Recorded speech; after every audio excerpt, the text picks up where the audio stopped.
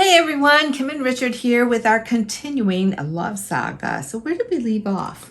Well, we were talking on the telephone. Yeah, that's Right. We started talking on June 4th, Tuesday. Mm-hmm. And by Friday. Yeah, by Friday, I think, you gotta meet. We Right. gotta meet, right? Well, here's the thing.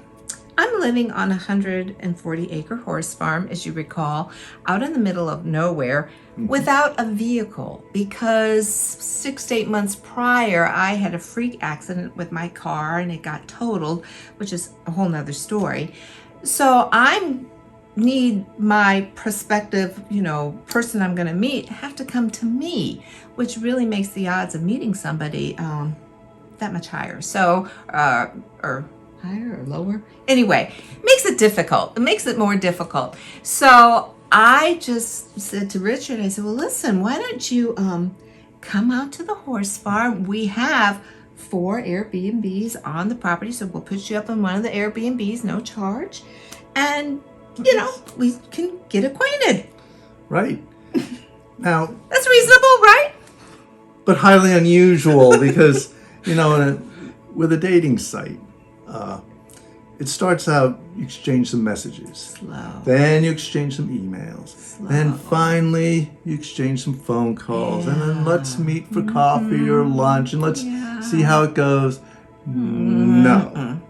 I was going to come out to the horse farm and stay at an Airbnb for 4 days. Yes, well, and if he gets there and it's like, goodbye, you can go on. You don't have to stay. But, if it really goes well, then we have some time together. That's right. And so we were going to meet Monday. Right. And so I was in preparation, taking a walk in the woods and just thinking about what was unfolding. And immediately, I was telling myself, okay, he's coming, but you're going to have to take it slow. Just ease into this relationship, right? No. I just started laughing. It was like spirit laughing through me and going, yeah, right. You're going to take it slow. He's 75. You're almost 70. I don't think so, honey. In fact, this is going to go rather quickly because he's the one. So Monday morning, I got up and I... What about the oracles? Did you pick a... you tell the story.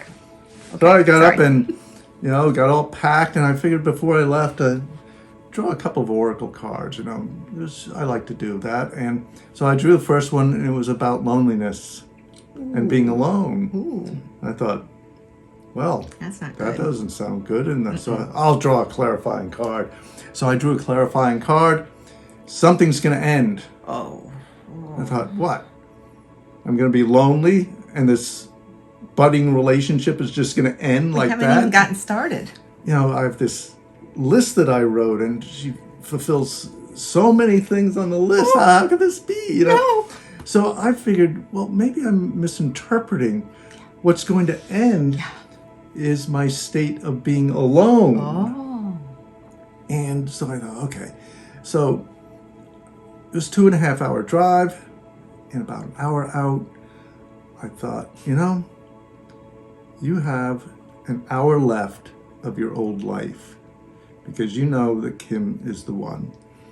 And so I drove up to the farmhouse, and there she was sitting on the porch step, which was, I always had this romantic notion about, my beloved would be waiting for me on a porch step. And there she was, and I looked at her and I thought, I am so dead. He was so dead. In other words, this is the one for me. And I was sitting on the porch and realizing my dream of my prince riding up and walking under the arbor just as I imagined, coming to rescue me. Well, I didn't need rescuing, but coming to just take me away was happening. And so sure enough, he gets out of the car. We meet under the arbor. I was very specific. We got to meet right under that arbor. And we did, and hugged, and it was an instant recognition. Right. We hit it off right away. Right away. And so Kim took me over to the Airbnb, and we went upstairs, and she showed me, nice 2-bedroom unit with a kitchen. And she said, well, there's a balcony off the bedroom. And we went out there, and you can, it overlooked the farm. And it's really nice. And we're talking away, just, we've been talking mile a minute ever since we met. Yeah. And she looked at me and she said, "May I kiss you?"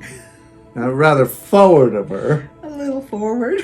But I obliged. You obliged. Well, That's right. when you know, right? That's right. Yes. And then she wanted to take me over to the farmhouse to meet her sisters. Mm-hmm. The big test. And Test number 2. We got downstairs to the corner of the Airbnb, and she does this with her hand. And it meant, "Take my hand." So of course I obliged, and we walked to the farmhouse hand in hand, and I met her sisters. Yes, and immediately they loved him. I mean, he hit it off right away. And we had this practice of sitting up together in the morning, and it was just kind of a spiritual check-in. We draw oracle cards, and we would just talk, and Richard just, whoop, fell in with the group immediately, and they loved him. Well, I had actually had experience. He had experience because with lots of women. I had lived for 11 months on and off at a spiritual retreat up in Savoy, Massachusetts, called Starseed. And we would have these morning sessions just like Kim and the women did. And Starseed was mostly women. In fact, there were so many get-togethers there where I was the only man. Plus, throughout my life, 30 years, I taught college and I taught interior design, probably 95% women. So meeting a group of women, piece of cake. Piece of cake, right. So it was so synchronistic, I guess. Here I lived on a 140-acre horse farm. He had lived on a 140-acre spiritual retreat center. We found in those 4 days how much we had in common. Oh, a lot. It was really fun. Yeah, we both like keeping the butter on the counter. Oh, yeah. That's just Yeah, amazing we synchronicities. could go over all the list of details, but I don't think we'll do that. Sage color sheets. Sage color sheets, yeah. However, what did you do on Tuesday, whatever day it was, and sat me down on the couch? Oh, yeah. There was the reading of the list. Now, you remember from last time I've written this list, 126 items. Yeah. And at the bottom of the list, it said, the woman whom I could read this list to. Mm-hmm. So it was Tuesday. Was it Tuesday? Yeah, it was the second day. Second day. Right. Sat down on the couch, and I read this list item by item. Now, this can be very intimidating to a woman. Oh, yeah. But Kim had a reaction that was really wonderful, and she's going to tell you what it is. Yeah. What it was. Not intimidating to me. I was just like, oh, you're describing me. That's right. I was like, oh, that's me. So anyway. Yeah, and that was another good sign. Yeah, things were moving along. By Wednesday, we were talking about marriage. Oh, yes. Well, we came back into the farmhouse after a walk and hand in hand, and one of my sisters said, boy, you two act like two old married couple. Yes. An old married couple. We had already talked about marriage. Yeah, we already talked about it. So. And then we talked about Kim moving in with me. Yes. Up in Roanoke. And happening a little fast. Ha ha ha. Well, on Friday, I left with my car packed to the gunnels with Kim's things. Now, Kim didn't come along, but you're going to have to watch the next video to find out about that. But, if you think things were moving along quickly, well, we were working with divine timing. Timelessness. This whole period was such a kind of a lesson or a learning about, here we were, our entire life, preparing ourselves for one another. Mm-hmm. When you meet that soul match, yet it was a lifetime and it was an unfolding. So it seemed like this linear progression, but it was perfect timing. Everything was just like clockwork.